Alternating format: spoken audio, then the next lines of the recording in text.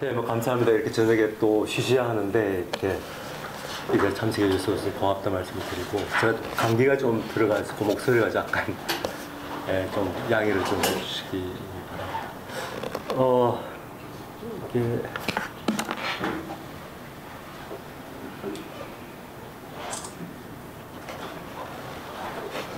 강의 아마 민미에서 강의가 있다는 홍보를 할 때는 사실 뭐 이중적 노동시장 논에 대해서 강의를 하는 걸로 되어 있는데, 사실은 그게 아니고, 이중적 노동시장 구조라고 하는 게 워낙 뭐 보편적인 현상이니까, 그러니까 사실은 이제 1차 노동시장에 위치한 그런 일군의 사람들을 인사이드라는 용어, 그게 내부자라는 용어를 쓰고, 아웃사이드를 외부자라는 용어를 사용을, 사실 광범위한 연구자들이 그런 어떤 용어들을 사용을 좀 하고 있습니다.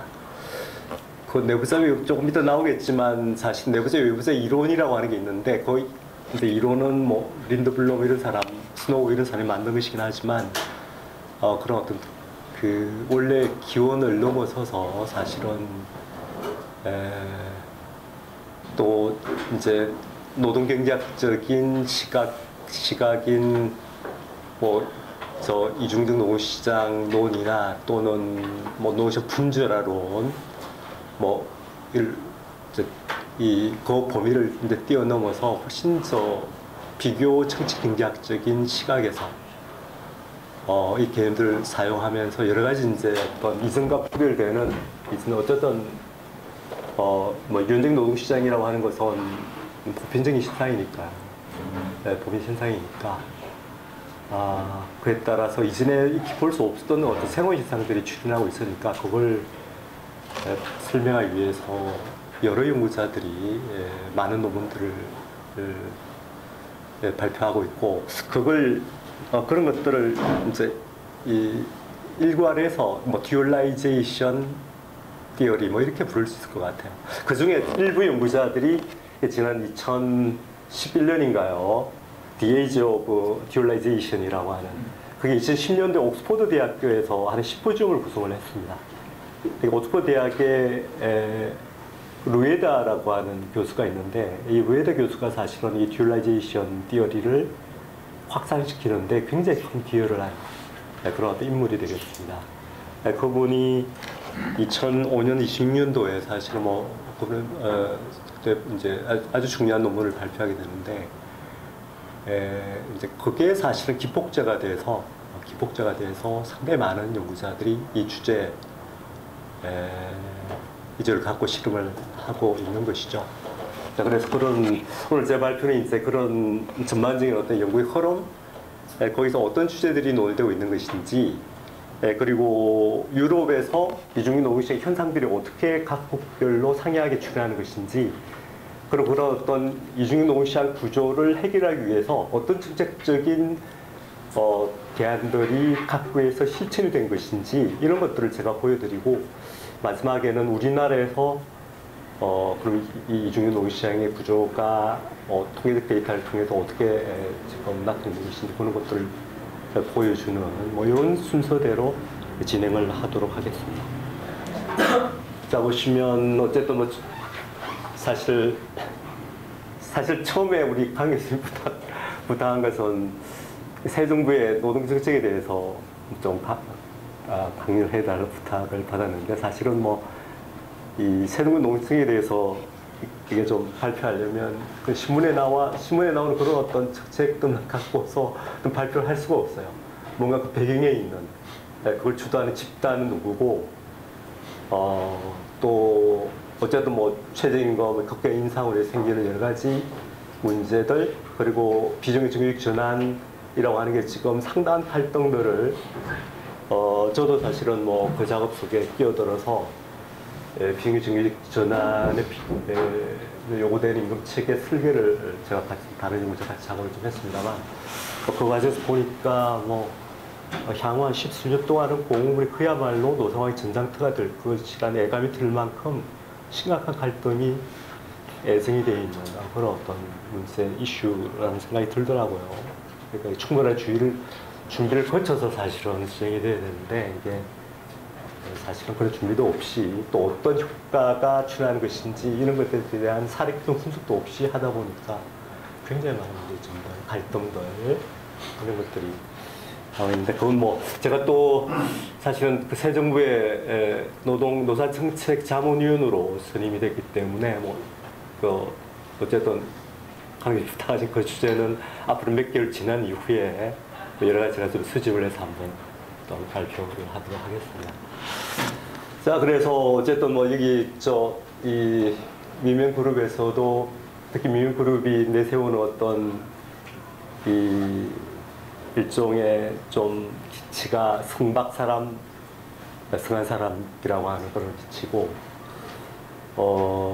그게 이제 다른 그룹과 구별되는 그런 어떤 특징이라고 할 수 있는데, 그래서 제가 이 주제에 대해서 한번 발표를 하겠다라고 생각을 했던 겁니다. 그래서 뭐 이건 다 아시는 이야기 되겠습니다만, 노이신 이중구조 듀얼 레이브 마켓 자체는 유명한 피오러 듀얼인저 용어가 되겠습니다만, 이것은 노이신 1차 노동시장, 2차 노동시장 분리가 되고, 1차 노동의 특징은 높은 임금, 안정 일자리, 거래 이동, 양호 근로 조건. 2차 노동의 특징은 열악한 임금 및 근로 조건, 승진기 부재, 불안정 일자리, 난사회복 수준, 여성 등 이민자, 기타 취약에 취업하는 그런 어떤 이렇게 정리하는 게 일반화되어 있습니다. 그래서 우리나라 노동시장은 이미 여러 연구자들이 이 주에 대해서 특히 노동경제학자들이 밝힌 것처럼 전형적인 그런 이중적 노동시장 구조를 특징을 가지고 있고, 또 이거 격차가 고착화되고 있는, 그리고 무엇보다 두 노동시장의 통로, 그러니까 사실은 이중 노동시장 구조가 형성되어 있다 하더라도 2차에서 1차로의 어떤 전환이 순조롭게 이루어지면 별 문제는 안 해요. 근데 이게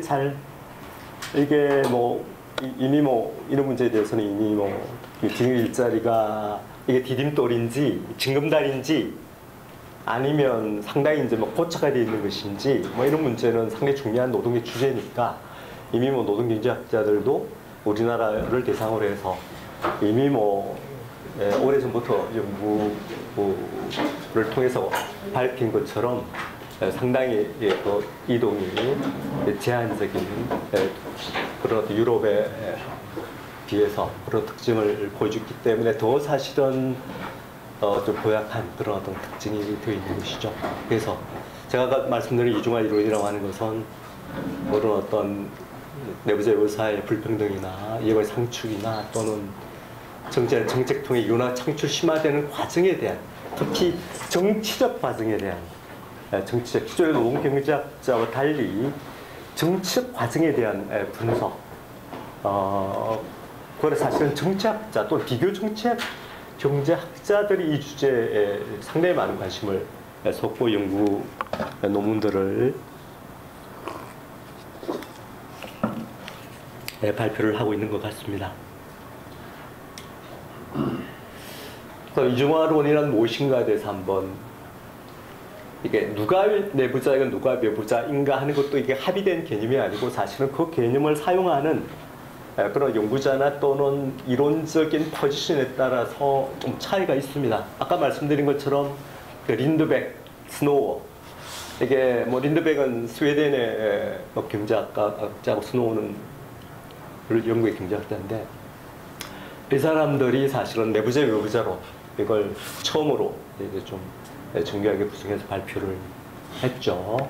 그래서 내부자라고 하는 것은 기업이 어떤 사람을 해고하고 다른 사람을 고용하는 데 드는 비용, 그 비용, 거의 전쟁과 유사할 정도의 각오를 하지 않으면 사실은 상당히 경영상의 위기가 임박했을 때조차도 사실은 정리하고 이렇게 굉장히 어렵게, 지금 예를 들면 한국 GM 굉장히 어려운, 이미 회사 발표한 몇 조 원의 수조 원의 적자가 난 그런 회사조차도 노동자들의 요구를 보면 평상시 비슷한 정도의 임금 인상 요구를 하거든요. 그 배경에는 쉽게 이제 정리하기 어렵을 것이다. 그런 어떤 식이 알려져 있는 것이죠. 네, 뭐 그런 되겠습니다. 그래서 특히 내부자 외부자 사이의 갈등, 또 내부자의 고임금 이런 앞에 그 비용이 어떻게 비용을 이용해서 어떻게 내부자들이 고임금을 추구하는지 또 이런 어떤 비용 때문에 어떻게 노동시장 분주하게 형성되는 것인지 또 노조의 파워는 또 이런 어떤 메커니즘도 형성되는 이런 것들을 분석한 그런 어떤 되겠습니다. 그 다음에 또 블랑시아르나 뭐 소머스 같은 사람은 또 내부자를 기업 특수적 숙련을 가진 집단 뭐 이런 식으로 이제 개념을 규정한. 서구에는 유럽에는 아무래도 이제 숙련이라고 하는 게 우리가 약간 구별되는 되겠습니다만 숙련이라고 하는 굉장히 중요한 개인적 파워의 원천이고 또 자산이니까 뭐 이런 식으로 대부분 이제 취약 집단은 사실은 숙련하지 않은 집단이니까 뭐 이렇게 규정을 또 하는 것 같아요. 하지만 우리 상황은 좀 다른 것이죠. 그리고 생볼이라고 하는 사람은 또 뭐 두째 불평을 만들어내는데 노조 정치적 이익 대표성의 political representation의 역할을 강조하는 그런 어떤 이론가가 되겠습니다. 아까 본 루에다 2005년도, 2006년도 최근에 이르기까지 그야말로 정력적으로 이 주제에 대해서 페이퍼를 쓰고 있는 옥스퍼드 교수가 되겠습니다. 그래서 특히 이제 루에다 같은 경우에는 정당의 역할, 그 중에서 또 3인당은 내부자 이익을 옹호하는 정당이고 2005년에 어떤 논문을 쓰느냐 하면 그러니까 아마 패널 데이터 분석일 텐데요. 패널 데이터라고 하는 것은 종단 데이터, 그러니까 몇 년에서 몇 년까지의 종단 데이터 분석일 텐데 거기에서 적극적, 그러니까 3인당이 집권한 기간이 길면 길수록 적극적 노동시장 정책에 대한 그런 어떤 비용이 적은 것으로 이렇게 나타나는.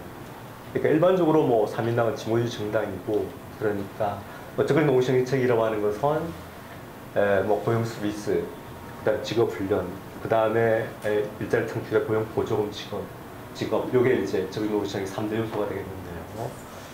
그런 어떤 연구 결과를 발표했으니까 굉장히 좀 쇼킹한 그런 연구 결과였습니다. 되게 뭐 진보 정당 하면 그런 어떤 사실은 정규직뿐만 아니고 뭐 실업자나 뭐 비정규직까지 전체의 어떤 좀 개혁적 예방에 옹호하는 정당으로 보통은 이제 이해를 하고 있었는데 이 논문을 통해서 3인당이라고 하는 이런 어떤 좌파 정당이 내부자 이익을 옹호하는 것을 실증적으로 검증을 하는 것이죠. 이게 굉장히 쇼킹한 그런 어떤 연구 결과를 받아들여졌고 또 2006년에도 그 비슷한 논문을 썼고 그 다음 몇 년 뒤에 또 창문에 책을 썼고 뭐 최근에 이르기까지 계속적으로 이런 주제에 대해서 더욱더 심한 그런 어떤 페이퍼들을 발표를 하고 있습니다. 이 2005년도 논문이 굉장히 큰 논쟁들을 불러일으키고 그래서 반박하는 어떤 실증적인 그런 어떤 데이터 분석을 통해서든 아니면 사례 연구를 통해서든 사례 연구라고 하는 게 뭐 노동조합이나 또는 3인당이라고 하는 것이 뭐 그렇게 단순한 당신이 이해하는 것처럼 그렇게 단순한 조직이 아니다. 뭐 이런 것들을 보여주는 그런 지금까지도 어쨌든 이 주제는 계속해서 논쟁이 되고 있는 그런 어떤 당신이 사용하고 있는 적극 노동시장의 데이터 자체가 이게 굉장히 이렇게 엄밀하게 이게 데이터가 구성되는 게 아니고 굉장히 아주 느슨한 그런 신뢰하기 힘든 데이터다 뭐 이렇게 주장하는 연구자도 있고 지금까지도 어쨌든 논쟁적인 이슈가 되겠습니다. 그 다음에 뭐 식모종 경제학은 뭐 외부자 정의를 좀 좁게 했을까요? 실업자는 또 장기 실업자. 장기 실업자는 실업기간 1년 이상인 실업자라고 우리가 장기 실업자라고 하는데요. 상당히 좁게 그렇게 보는 것이죠. 네, 분주라론자도 한 시대를 풍미한 이론인데 지금은 상당히 많이 좀 죽었습니다. 지금은 꽤 많이 죽은 상태가 되겠습니다. 근데 어쨌든 이거는 뭐 2차 노동세 크기 증가가 이중하다 또는 2차 노동시장에서 1차 노동시장 이동 가능 제한이 이중하다 이렇게 해석을 한다라고 할 수가 있겠습니다. 자, 이게 이제 요게 지난번 그 듀얼라이제이션 이중화 시대 노동연구원에서 번역한 그 책, 이제 그 책은 사실은 뭐 옥스퍼드 대학에서 뭐 1년 동안 1년 정도의 뭐 15중을 통해서 완성한 거기에 참여한 사실 연구자들이 1급 연구자들이죠. 굉장히 뛰어난 그런 연구자들이고 뭐 특히 그 조직하고 있는 책을 출간하는 과정에서 큰 역할을 한 사람이 뭐 호이즈만 지금 스위스의 쭈리 대학인가요? 그 교수로 있는데 뭐 그런 사람들이 굉장히 큰 역할을 했습니다만 이중화 개념을 이런 식으로 이제 부조적 동의는 굉장히 글로벌화 또 스위스화 뭐 이렇게 부조적 동의 되고 그럼 정치는 주체 전략과 뭐 세력관계에 의해서 정치의 어떤 그것이 이제 기존의 뭐 사회적 보호 또는 농민적 규제의 정치, 사회적 보호주의 정치라고 하는 게 이게 사회 소셜 프로텍션이라고 하는 것은 우리 사회보장 제도보다는 약간 더 좀 넓은 개념이죠.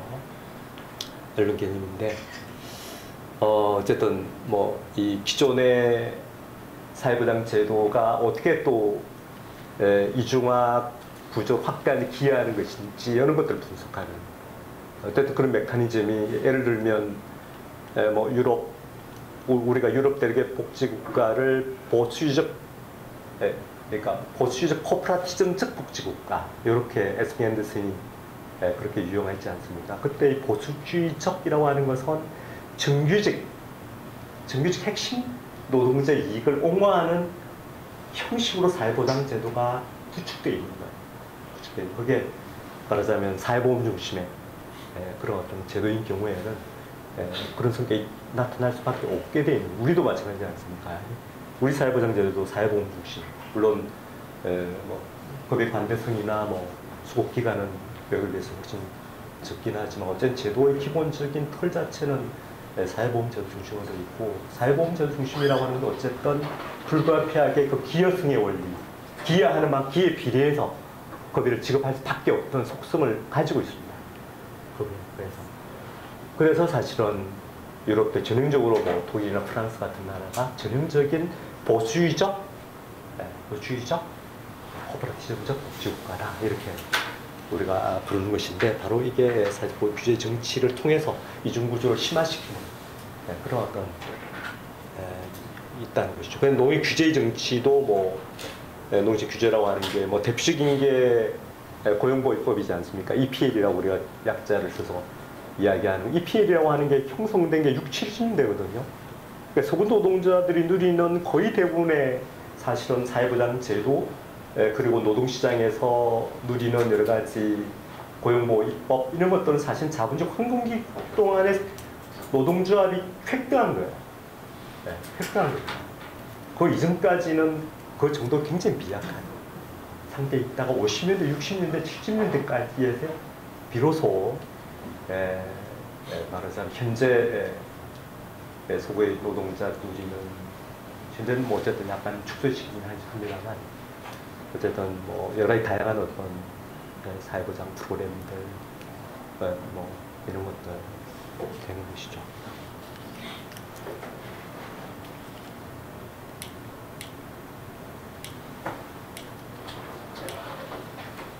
그래서 이중구조가 형성되고 심화된다 이런 이야기가 되겠습니다. 이중한 특성을 보면 뭐 일단 내부자 외부자 분할하고 근데 어쨌든 연구자마다 사실은 이게 내부자 외부자 특히 이게 개념 규정 또 실정의 데이터 분석할 때는 어떻게 정의를 하냐 굉장히 중요하니까 이거는 연구자마다 다양하게 사용을 하고 있는 것 같습니다. 뭐 이건 종사 지위, 법에 보호된 접근권, 정책 대표 시민권 뭐 이런 식으로 해서 상당히 좀 폭넓게 다차원적으로 규정을 하기도 하고 또 아까 제가 말씀드린 뭐 호이즈만, 실리아 호이즈만 같은 연구자는 또 상당히 복잡하게 복지 체제별로 또 다르게 개념 규정하는 특성들을 보여주기 때문에 어쨌든 뭐 그렇지만 어쨌든 위에 나와 있는 뭐 저 정도로 정의를 하는 게 조금 더 일반적이다 뭐 이렇게 이야기할 수 있을 것 같습니다. 그래서 특징이 정책 변화와 변화의 정치를 분석한다. 기존의 노동경제학과 달리 또 제도 기존의 확대 심화 창출 이런 것들에 관심이 있다. 뭐 이런 이야기가 되겠습니다. 이게 이제 이중화 활자가 워낙 적어서 뒤에나 잘 안 보실 것 같은데요. 이게 듀얼라이제이션 여러 이론들의 말하자면 정책 요인과 구조적 요인 이런 것들을 정리해 놓은 그런 어떤 표가 되겠습니다. 보시면 시그먼트 분주라 이론, 뭐 드린저 피오르가 나오고요. 코퍼레티즘 쪽에서도 뭐 코퍼레티즘 쪽에서는 사용자 책임으로 이렇게 받아들이는 것이고, 그러니까 분주라 이론에서는 뭐 기업의 전략 이런 것들을 상당히 중요하게 생각하고, 실렉티브 코퍼레티즘이라고 하는 것은 이것은 좀 선별적 코퍼레티즘이라고 해서, 근데 예를 들면 기업의 이제 고용의 유연성, 이게 어쨌든 유연적 노동 시장이 뭐 거의 이 어느 기업이든 사실은 뭐 생산한 제품을 수요가 많을 때도 수요가 적을 때도 있으니까, 수요가 많을 때는 사람들 더 많이 고용했다가 수요가 적을 때는 좀 쉽게 좀 해고할 수 있는, 해고를 시킬 수 있는 그런 어떤 조건을 필요로 하는 것은 뭐 어느 나라 기업이든 마찬가지죠. 실렉티브 코퍼레티즘이라고 하는 것은 기업의 정규직 노동자 또는 정규직과 사용자가 우리 회사에 이런저런 필요가 있으니까, 근데 뭐 이 정규직의 뭐 16.몇%를 비정규직 사내하층으로 쓰자를 합의하는, 이게 실렉티브 코퍼레티즘이에요. 그건 현대자동차도 마찬가지 않습니까? 현대자동차도 그것도 꽤 오래된 얘기겠습니다만, 이게 사내하층 10몇 프로 쓰자라고 한번 처음에는 조금 적었다가 갈수록 확대시면서, 이런 것도 실렉티브 코퍼레티즘이고, 독일의 이게메탈도 마찬가지예요. 독일의 이게메탈 금속노조의 경우에도 이런 협약을 사용자하고 체결한 적이 있습니다. 불가피하게 어느 정도의 어떤 유연성을 필요로 하니까, 그걸 실렉티브 코퍼레티즘이라고 부르고 있습니다. 그 다음 인사이드 아웃사이드, 아까 지금 린드백 스노우, 또 여기는 사실 노동조합을 이 이론은 어쨌든 노동조합을 어쨌든 주된 이중화의 핵심적 원인으로 지목하는 그런 이론입니다. 그래서 노동조합 하는 사람이 이 이론을 굉장히 싫어해요. 굉장히 싫어합니다. 그래서 근데 예전에 아마 황승영 박사로 지금 통계청장으로 옮긴 지금 KDI 교수로 있다가 뭐 그만둔도 바뀌었죠. 바로 인사이드 아웃사이드 이론을 통해서 한국의 노동을 분석한 페이퍼를 발표한 적이 있습니다. 그 다음에는 이제 인사이드 아웃사이드 정치죠. 이게 생볼, 이게 루에다 나오지 않습니까? 루에다는 정당, 특히 삼인주의 정당, 삼인주의 정당이 상당한 말하자면 책임을 돌리는 이런 어떤 이런 바가 되겠습니다. 그다음에 글로벌라이제이션, 뭐 그다음에 스킬 베이스드, 이건 숙련 피난적 기술 변동이고, 이것도 사실 기술 변동에 상당히 뭐 아주 이중 노동장 창출의 대기업으로 뭐 그런 측면이 없는 것은 아니에요. 그런 어떤 이론들이고, 그다음에 뭐 서비스 섹터의 고용 성장 뭐 이런 거, 그런 되겠습니다. 이거 한번 보시고. 자, 이중화, 그러면 아까 말씀드린 그 다양한 주제들이 논의되고 있는데, 그 중에 좀 대표적으로 좀 한번 소개할 필요가 있겠다고 싶은 주제를 보면, 역시 이제 아까 말씀 데이비드 루에다 이충윤 논문이 사회민주주의와 적극 노동 정책들이에요. 인사이드 아웃사이드, 고용 모의 정치라고 해서 아까 말씀드린 그런 어떤 말하자면 3인당은 내부자 이익을 옹호하는 그룹이고, 그에 따라서 사실은 적극 노동 정책이라고 하는 실업자를 위한 정책이거든요. 실업자를 대상한 정책이니까 외부자의 이익과 관련이 되어 있는 그런 어떤 정책들이죠.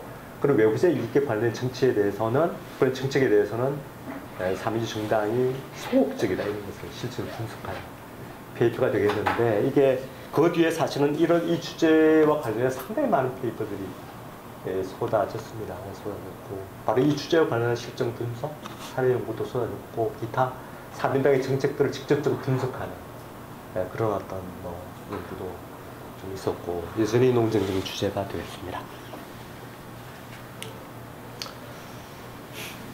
그 다음에는 이건 비정규 노동자 등의 노동조합이라고 하는 게 어쨌든 노동조합을 이중노시장의 핵심적인 원인으로 지목하는 노도 있고 어쨌든 적어도 정규직 노동조합의 체계 부책 이런 것들이 상당히 많이 퍼지니까 이것도 상당히 중요한 주제 중에 하나로 여러 연구자들이 또 쓰고 있는데 요것은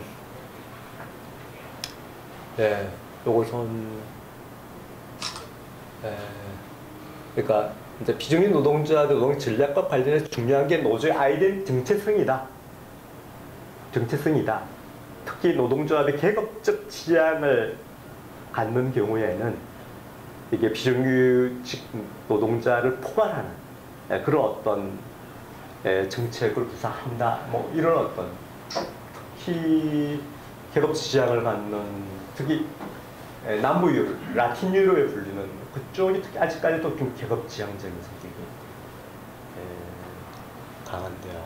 어쨌든 좀 그렇습니다. 그래서 요것은 이제 우리가 인클루시브 트레이드 유니언 이런 어떤 용어를 사용하는데 그게 일종의 포용적 노동자, 그러니까 비정규 노동자의 이해관계를 옹호하는 그게 이제 말하자면 일반화시켜서 노동조합이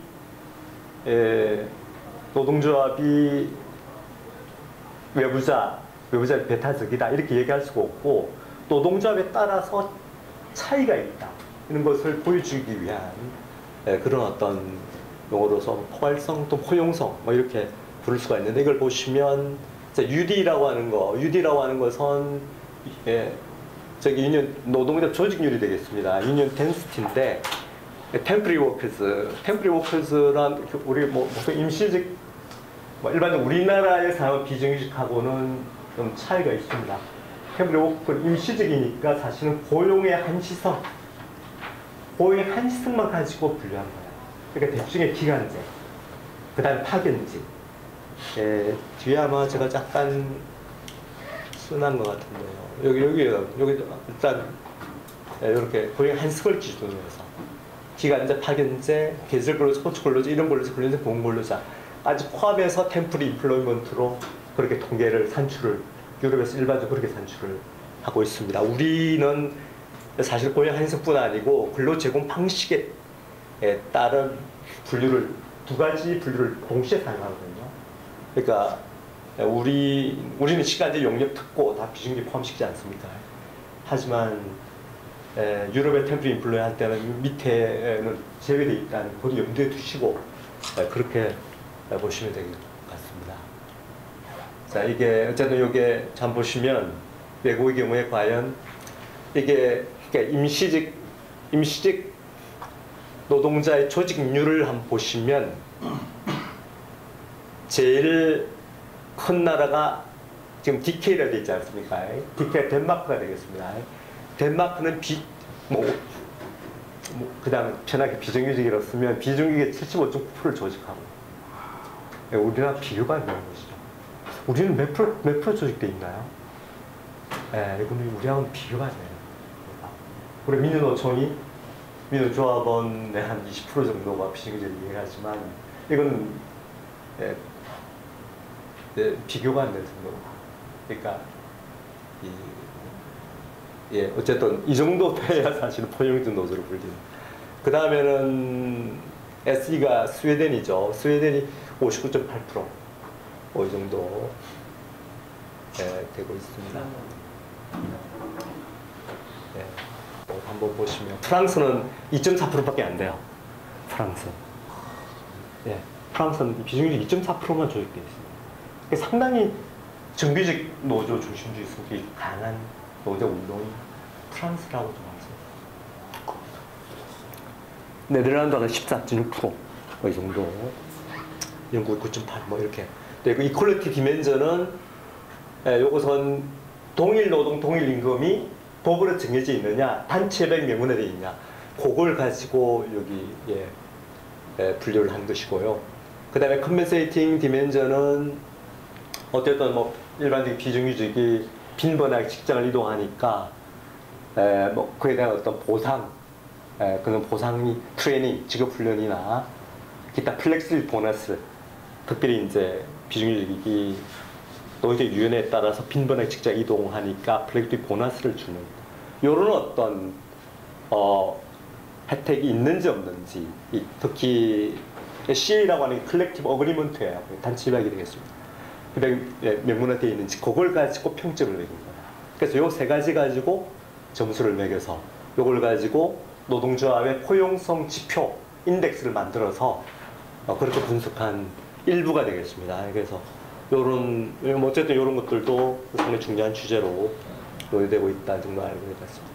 요거 약간 좀 얘가 약간 죄송한, 약간 시간이 좀 없고 해서 사실은 이게 회계 분석을 그냥 그러니까 아마 통계학 잘 모르신 분은 약간 보기 어려울 것 같아요. 하지만 간단하게 이해를 할 수 있습니다. 그래서 요게 지금 그러니까 종속 변수가 되겠습니다. 종속 변수 재분배가 되겠습니다. 요건 일자리 창출, 또 종속 변수, 인슈런스 사회보험제도 종속 변수가 되겠습니다. 요게 독립 변수들인데 여기에 별표가 있지 않습니까? 별표가 들어있는 것은 종속 변수의 영향을 독립 변수가 종속에 영향을 미치는 유의한, 통계적으로 유의한 영향을 미치는 변수들이다, 이렇게 생각하시면 돼요. 다른 복잡한 거 생각 필요 없습니다. 그렇게 하면 이해하시면 돼요.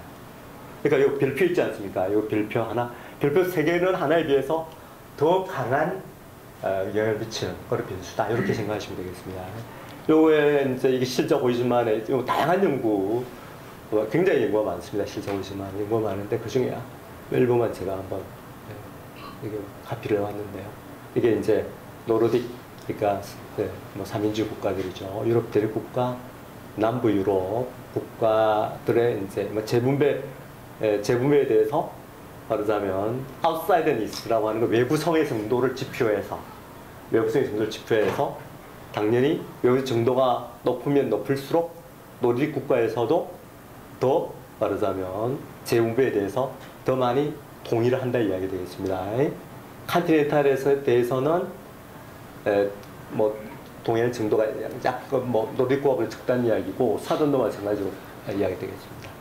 그 다음에 이것도 상당히 중요한 파트너의 아웃사이드 니스가 상당히, 그러니까 이 주제도 상당히 많이 논의 주제인데, 예를 들면 외부자들, 그러니까 비정규직들이 어느 정당을 지지하느냐, 기존의 좌파 정당을 지지하느냐, 아니면 뉴레프트를 지지하느냐, 뭐 뉴레프트를 한다면 예를 들면 녹색당이랄지 지지하는, 아니면 더 좌파 정당, 3인당은 중도 좌파인데 독일 같으면 소위 뭐 좌익당이라고 보통 얘기하나요?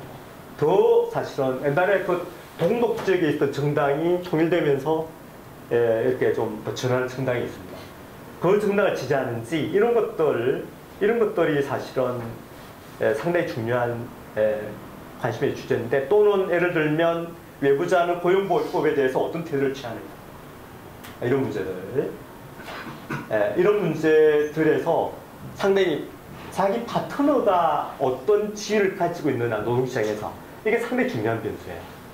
자기 파트너가 정규직이면 그에 따라서 오히려 고용보호의 해고 규제를 더 강화하는 데 동의를 한달지, 뭐 이런 어떤 연구결을 보이기 때문에 파트너의 외부자성이라고 하는 건 상당히 중요한 그런 어떤 요소가 되고 있다는 사실을 알 수가 있습니다. 그다음에 교육, 그 밑에 변수들은 쭉 한번 보시면 될 것 같아요. 어쨌든 체대별로 좀 차이가 있다고 하는 것을 우리가 알 수가 있습니다. 특히 파트너의 외부자성이, 특히 이제 외부자성이 강할수록 보험제도에 대해서는 노르딕과 유럽 대륙에서 부정적인, 동의할 비율이 적다는 걸 알 수 있는 것이죠. 왜냐하면 비중익들은 사회보험제도는 사회보험제도라고 하는 것은 일정한 기간의 기여를 조건을 하는 것이네. 근데 우리나라 실업급여 같으면 지난 18개월 동안 18주 이상의 맞나요? 지난 18개월 동안 지난 18개월 동안 6개월인가요? 6개월이죠. 지난 18개월 동안 6개월 이상의 기업 기록이 있어야 되거든요. 고용보험 가입 경력이 있어야 돼요. 이게 조건인데 물론 뭐 그것은 유럽의 나라들 상당히 다양하게 돼 있지만 그 조건 자체를 없애기 굉장히 어렵습니다. 왜냐하면 그건 어쩌면 사회보험제도이기 때문에 가입자 기여를 하는 것이거든요. 기여를 할 것이기 때문에 그것을 획기적으로 그렇게 사실은 그런 어떤 기여성의 원리를 축소시키는 상당히 어렵게 돼 있습니다. 어렵게 돼 있으니까 사실은 뭐 외부성이 강할수록 인슈런스, 사회보험제도에 대해서는 동의하는 정도가 적은 것으로 이렇게 나타나고 있는 것이죠. 등등 이런 네, 있고요. 이거 이제 정치적 선호죠. 정치 선호가 되겠는데요. 아까 말씀드린 요게 아까 제가 잠깐 말씀드린 여기 정치 선호에 관련해서 특히 이제 파울 막스라고 하는 덴마크 연구자가 뭐 거의 이 분야의 최고의 권위를 가지고 있는 연구자라고 해야 될 것 같아요. 굉장히 좋은 논문들을 많이 쓰는 연구자인데 정치 무관심이냐? 실업자 같은 경우에는 정치적 무관심, 정치적 관심이 없는 태를 보여주는 경우 꽤 됩니다. 근데 과연 비중유익도 과연 그런 것인지 아니면 3인당인지 아니면 뉴레프냐 아니면 더 좌파 정당인지 또는 외부적 가구 구성에 따라서 왜 종류에 따라 차이가 있는지 이런 것들을 이제 2009년도 독일의 선거 데이터를 가지고 분석한 게 요게 결과가 되겠습니다. 이건 아까 마찬가지로 읽으면 되겠습니다. 자, 일반 비중익들은 최대우, 그러니까 김민당을 덜 지지하는 것이죠. 이게 기준 변수가 인사이드, 그러니까 정규직이에요. 정규직 대비 비중익들은 뭐 녹색당도 지지하고 아까 말씀드린 우리말 좌익당이면 좌파? 하여간 좌익당이라고 많이 전해요. 좌익당을 꽤 지지를 많이 하는 걸로 되어 있습니다. 그 다음에 비중익 가운데에서도 기간제, 파견 노동자, 뭐 이런 또는 파트타임, 파트타임 이게 아마 비자발적 파트타임이라고 아마 보면 될 것 같아요. 좀 차이가 있다는 것이죠. 기간제 같으면 녹색정당, 기간제는 어느 정당 쪽은 지지하지 않고 오히려 이쪽 지지하는 파견 노동자들도 마찬가지로 그리고 비자발적인 파타임은 기민당 싫어하고 그 다음에 좌익당 지지하는 뭐 이런 어떤 결과들을 보여주고 있습니다. 그 다음에 이것도 이제 상당히 중요한 주제라고 할 수 있겠습니다. 그러니까 사실은 어쨌든 유럽에서도 노동조합이 그러니까 비중익 때 이해를 옹호하는 애쓰는 있지만 그게 상당히 한계가 있는.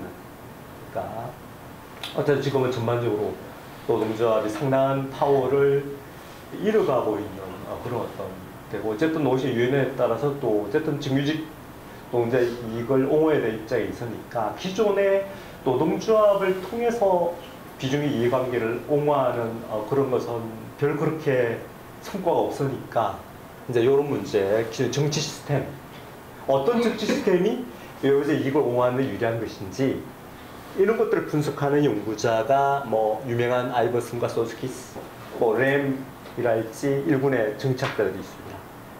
뭐 이 분야에서는 굉장한 연구자들인데요. 이런 연구자들이 또 최근에 아주 뭐 뛰어난 논문들을 쓰고 있는데 이게 하나 분석이 되겠습니다. 이게 외부자에 대한 지출이 가장 역시 머저리테리안 다수투표제를 선택하는 정치체제는 외부자에 대해서 별 관심이 없다. 그러니까 이게 비례대표제.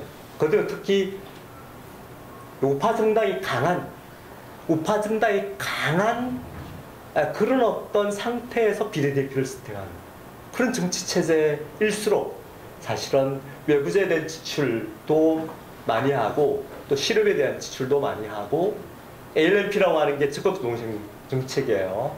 적극노동 정책에 대한 지출도 많이 하는 뭐 이런 식으로 이제 분석을 하고 있는 또 일군의 또 흐름들이 좀 있습니다. 자, 그 다음에는 이제 이중화를 축소하기 위한 유럽의 정책들 내지 이중화 현상이 각 유럽의 각 국별로 어떻게 차별적으로 준하고 있는지 그걸 한번 보도록 하겠습니다. 한번 요것도 괜찮아. 요것도 아마 조금 워낙 그 그래프가 작아서 아마 앞에 계시면 보일 것 같아요. 여기 상당히 흥미있는 그림입니다. 여기 보시면 이게 15세, 29세, 15세, 29세 일종의 뭐 청년들 집단, 요거는 15세, 26, 64세, 55세, 64세, 여기 뭐 중고령자, 뭐 이쪽은 뭐 경제활동 인구 이렇게 되어 있죠.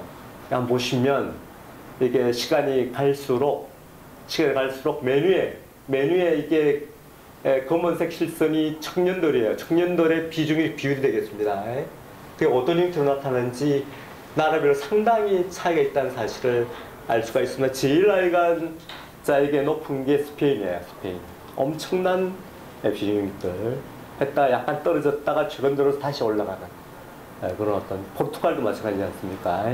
그러니까 되게 라틴 유럽, 이탈리아도 상당히 그러니까 되게 라틴 유럽 쪽이 되게 이제 말하는 고용보호법이 강하고 노동조합도 파워풀한 그 전투적인 기풍을 가지고 있습니다만 그래도 불구하고 청년들 비중의 비율은 굉장히 높아요. 이렇게 나타내는 거. 제일 낮은 나라는 일단 영국은 거의 뭐 사실은 별 변화가 없습니다. 영국은 해고의 자유가 보장되는 나라죠. 해고자 보장돼 있고 그 다음에 덴마크가 어디 있습니까? 덴마크죠. 덴마크도 비교적 덴마크도 해고의 자유가 보장됩니다. 해고의 자유가 보장돼 있으니까 굳이 비정규직 고용 형태를 취할 이유가 없는 것이죠. 없는 것이죠. 그럼 미국도 마찬가지예요. 어느 정도 비중은 있지만 어쨌든 그렇습니다. 독일도 보시면 최근 들어서 꽤 많은 이게 특히 아마 뭐 최근에 미니잡 대표적인 저임금 노동자죠. 독일의 미니잡이 최근 들어서 그 수가 700만 정도 돼요. 700만. 굉장한 것이죠. 물론 그 중에는 투잡을 빼면 400만이니까요. 그러니까 불평등도 심화되는 그런 것이죠. 예, 뭐 그렇습니다. 프랑스도 보면 꽤 높지 않습니까? 꽤 상당히 높게 나타나고 있다는 사실을 우리가 알 수가 있습니다.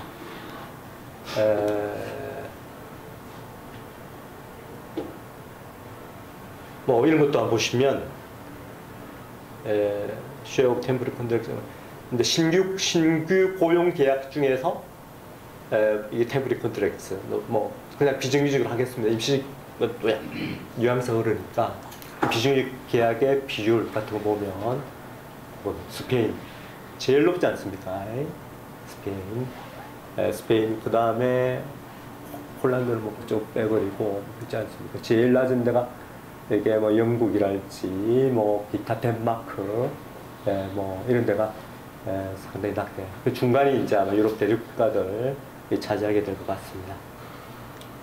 그 다음에 보시면 이게 이제 2014, 2007년, 2015년 기준으로 해서 그의 전환율 비정규직에서 정규직의 전환율의 추이를 보여주는 것이죠. 그러니까 2015년 가장 최근이 바로 그냥 빈 세모표가 되겠습니다. 제일 높은 나라가 이쪽은 뭐 동구권 좀 빼버리고 뭐 영국이 어쨌든 꽤 높게 나타나고 있습니다. 꽤 높게 나타나고 기타 뭐 덴마크도 전환율이 무려 45% 정도 되지 않습니까?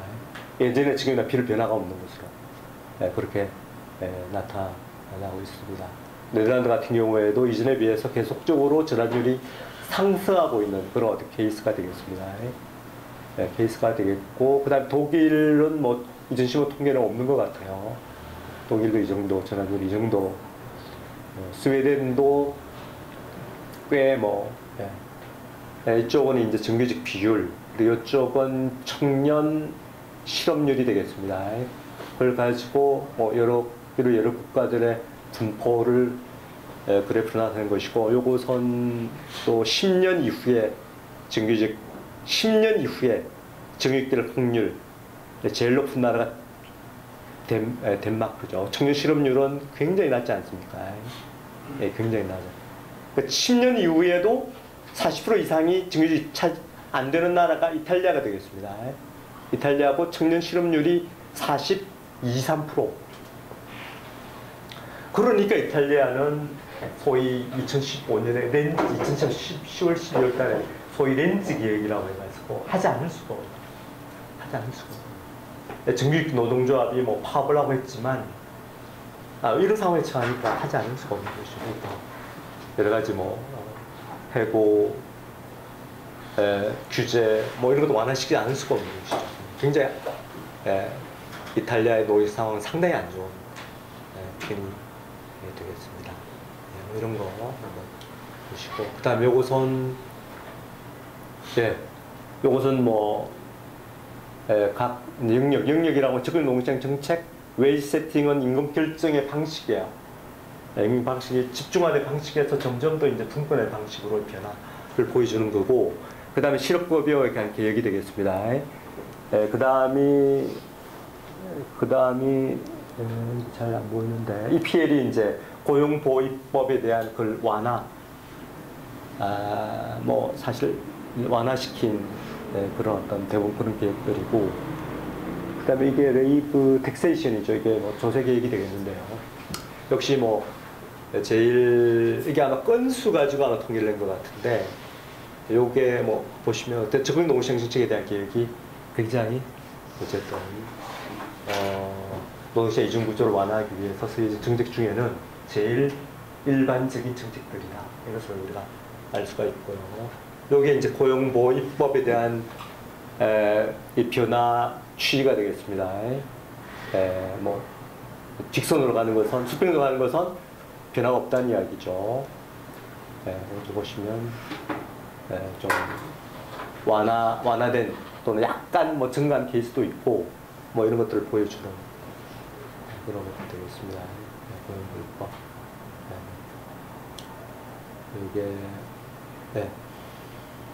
이게 정규직, 이게 파란색이 정규직 고용의 고용보호입법. 요것은 뭐 비정규직의 고용보호입법 뭐 등등 이런 게 되겠습니다. 요것은 그러니까 집단해고, 개인 해고가 아닌 집단해고, 뭐 경영사 위기에 의한 그런 어떤 집단해고가 되겠습니다. 집단해고에 추가적인 요건을 더 집어넣는지 안 줄어드는지 뭐 이런 것들에 관련된 되겠습니다. 이런 어떤 게 있고요. 그 다음에 요것은 적응농시장 정책의 지출, 1인당 지출액의 변동, 2007년도와 2014년도 PPS 기준으로, 물가, 구매력 기준으로 1인당, 그렇게 해야 우리가 비교 가능하니까요. 그걸 보시면, 뭐, 룩셈부르크는 좀 예외적이니까 빼버리고, 역시 덴마크가 적응농시장 정책에서는 최고의 그런 어떤 투자를 많이 하는 나라라는 사실을 알 수가 있습니다. 그리고 기타 이제 아까 비정규직들이 굉장히 큰 비율을 차지하는 그런 뭐 스페인이나 또는 뭐 기타 나라에서는 그다지 이탈리아도 마찬가지고요. 그리스도 마찬가지죠. 이들 라틴 유럽에 속해 있는 나라는 사실은 그다지 포트로 마찬가지고 적응농시장 정책에 대한 그런 어떤 투자는 별로 안 하는 것으로 그렇게 되어 있습니다. 제가 사실 지역 노동시장 몇 년 전에 노동용어의 프로젝트 지역 고용 정책 분석을 독일을 제가 담당을 해서 제가 그 당시 독일을 출장을 다녀왔는데 제가 방문한 곳이 프랑크푸르트의 바로 위에 오펜바라고 하는 인구 한 12만의 도시가 있습니다. 인구 12만의 오펜바시에 지역 일자리 센터가 있다. 고용센터는 실업자, 고용센터는 우리도 보통 고용센터 같으면 그러니까 실업급여를 받는 실업급여 수급자를 대상으로 해서 고용지원 서비스를 하니까 그건 따로 있습니다. 그럼 연방 조직으로 대단히 중앙 집중화된 조직으로 그렇게 독일에 되어 있는데 그와 별도로 실업급여를 받지 않는 그런 어떤 실업급여를 이제 수급기간이 종료됐거나 아니면은 이제 공공부지 수급자들 중에서 근로 능력이 있는 그런 어떤 사람들을 대상으로 해서 고용 서비스를 제공해요.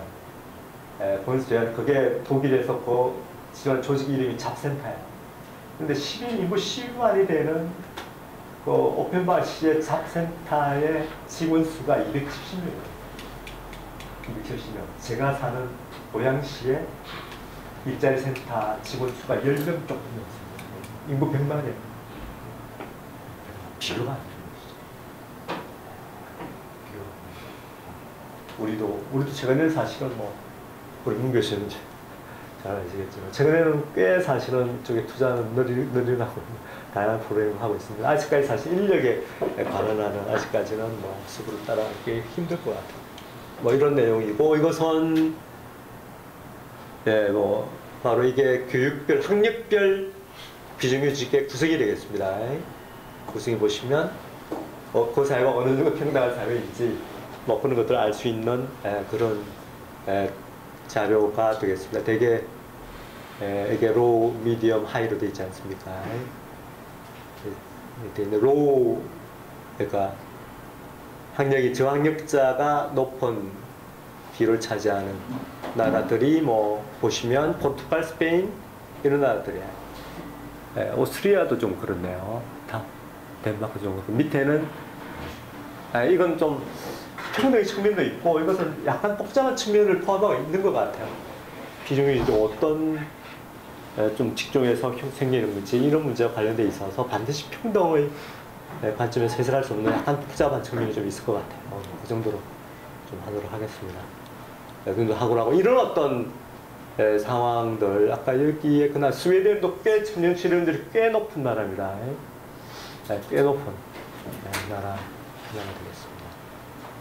그래서 이런 어떤 각국들이 농지정 구조에 관한 이런 특성들을 각각 갖고 있기 때문에 역시 이쪽과 유럽의 정책들도 다양한 형태로 구상이 됐는데 그중에 역시 대표적인 고용보호법을 손을 대는 것이죠.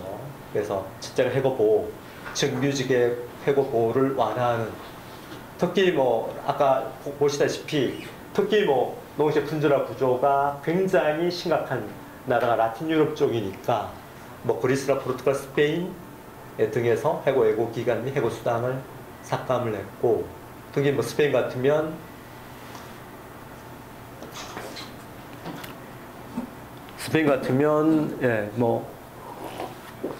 상당히 획기적인 그런 어떤 첫 12개월 동안 고용보호를 받지 못하는 계약 형태까지 도입을 한 그런 어떤 사례가 있고 또 해고 사유를 분명히 하고 또 해고 사유를 좀 더 확대시켰고 해고 수당 축소시킨 이탈리아가 잡스 액트라고 2013년 12월 달에 요것도 상당히 국제적인 규모의 대상이 됐고 또 CGI랄지 이탈리아도 그 자파 노조가 상당히 강한 그런 어떤 전투를 가지고 있는 노조합이 있고 또 이 법에 대해서 총파업들이 이때 총파업이라고 하는 건 민주노총의 뻥파업인 총파업이 아니고 실제 총파업이에요.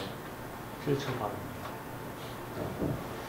그런 총파업을 했지만 어쨌든 워낙 농지 상황이 안 좋으니까 그래서 신규 입사자에 대해서는 고용보호 수준이 낮은 새로운 계약 형태를 도입을 했고 이런 어떤 실업급여 접근성을 개선하고 또 PS라고 하는 것은 공공 고용 서비스가 되겠습니다. 파블릭 인플루언스 서비스라고 해서 공공 서비스. 우리나라의 고용센터에서 제공하는 이런 서비스들이죠.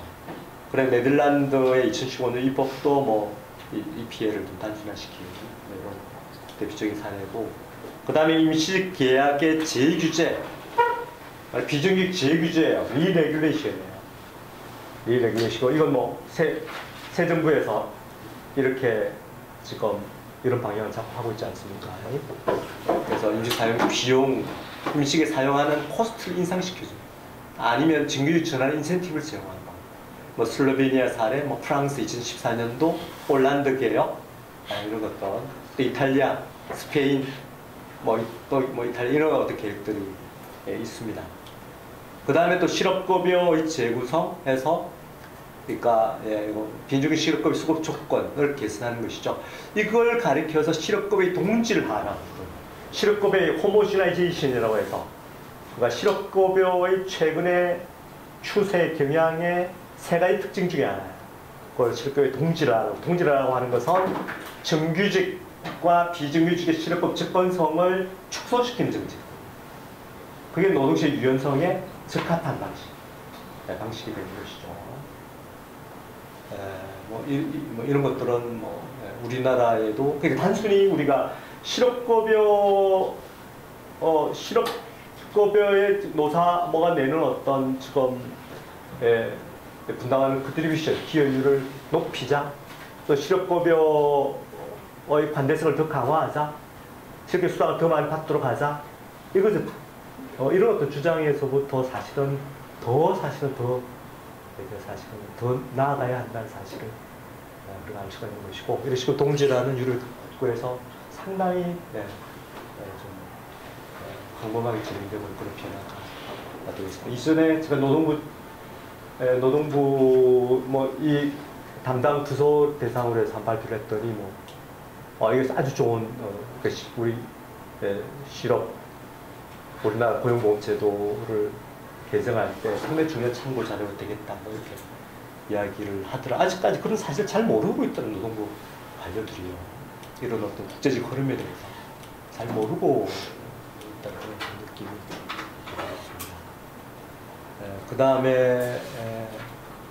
그 다음이 적응농시장 정책이죠. 아까 말씀드린 숙련지향적 적응농시장 정책이라고 하는 것은 되게 이제 워낙 일자리가 중요하니까 그냥 일자리 수를 늘리는데 급급한 이런 방향으로 사실은 적응농시장 정책이 구사되기 쉬운데, 이거는 보다 스킬에 보다 이제 비중을 두는 이런 게 이제 효과적이다, 이런 이야기가 되겠습니다. 워낙 많이 알려주죠. 액티베이션이라고 하는 것은 이것도 워낙 많이 알려져 있는 액티베이션을 하는 것은 적응농시장 정책 플러스 그 다음에 제재가 들어가는 어떤 그러니까 정해진 어떤 훈련을 안 받았을 때, 구직 활동을 안 했을 때, 이럴 때 제재를 가는 그런 요소, 그리고 인센티브 같은 것을 중요하고, 그 다음에 사례 관리 이런 것들을, 그리고 이제 단순히 이 권리성에다가 의무와 책임을 합한 굉장히 큰 변화를 가지고 가치 변화니까 그걸 가리켜서 우리가 액티베이션이라고 부르는데, 액티베이션도 이런 어떤 상당히 많이 관광을 확산되고 요게까지가 같고, 그 다음에 한국노동 구조 들어가 보면 요게 이제 최근에 좀 통계가 되겠습니다. 1차 노동시장이 한 460만 명이죠. 거의 460만 명. 근로자 23.4%, 취업자 17.5%, 민간 대기업 정규직이 284만, 공무원 정규직이 175만 정도. 합해서 우리가 1차 노동시장이라고. 요렇게 사실은 중소기업도 사실은 사실은 중소기업 전체를 가리켜서 우리가 2차 노동 약간 그거는 구분의 기준이 약간 좀 연구자들로 약간 차이가 있을 것 같은데, 반드시 사실은 어쨌든 요렇게 본다면 우리가 요렇게 분류한다면 요 수치가 나오는 것이고, 2차 노동 시장은 민간 중소기업의 정규직, 민간 대기업 비정규직, 민간 대기업 비정규직, 민간 중소기업 비정규직, 공무원 비정규직. 이번에 공무원 비정규직 이게 거의 대부분 거의 한 42만 명, 그러니까 20만 명 정도가 전환 대상자거든요. 기존의 무기압지가 20만이에요. 이번에 새로 전환되는 신규 전환자가 20만이에요. 합계 도합 40만이 되겠습니다. 앞으로 아마 굉장히 파워풀한 노동자, 굉장히 전투적인 일어날 거예요. 그리고 이들 노동조합의 지향점이 공무원처럼 해달라는 거예요. 지향점. 그러니까 준 공무원, 이미 기존의 무기압지, 이미 준 공무원 같은 경우가 굉장히 많습니다. 지방이나 기타 특정한 정부 중앙부처. 그래서 상당히 좀 우려스러운 어떤 의미에서 상당히 우려스러운 성안으로 기어코 들어가겠다는 게 뭔가 중요한 목표가 되어 있고, 네, 그래서 상당히 아마 좀 앞으로 아마 거의 노상의 폭풍과 같은 영역이 될 것 같아요. 요건 비중이 뭐 여러 가지 요게 규모가 비중이 되겠죠. 요건 아까 지금 했으니까 생략하겠습니다. 요게 이제 대중급 중급 비율, 요것도 뭐 좀 노동자 가입 비율, 네. 여기 보시면 노동자 가입 비율, 그 다음에 비중 근로자 비중 규모 비중 변화 추이 조금씩 줄어들고 있는 것이죠. 이것은 물론 정부 통계입니다. 노동조합, 노동자 임금 통계는 또 훨씬 더 많죠. 요것은 임금 수준이 되겠습니다. 임금 수준이 보시면 갈수록 좀 축소됩니다. 요거는 국민연금 가입률, 평균 근속 기간 뭐 이런 것들 보여주는 것이고, 근데 전환율은 상당히 낮다는 것이죠. 네, 전환율이 이게 1년 전환율이지 않습니까? 한국이 지금 코리아죠. 1년 전환율이 10%, 네, 10%이지 않습니까? 3년 전환율이 2%. 제일 낮지 않습니까? 비교국가 중에서. 제일 낮습니다. 네, 제일 떨어지는 것이죠. 그러니까 네, 그만큼 좀 여러 가지 많은 복합적인 요인에 의해서 이런 현상이 생기는 것 같은데, 그만큼 노동시장 분절한 정도가 큰 대표적인 그런 노동시장의 특징을 가지고 있다. 네, 제 강의 뭐 이 정도로 시간이 좀 상당히 많이 지난 것 같은데, 많이 지났죠. 이 정도로 마치도록 하겠습니다.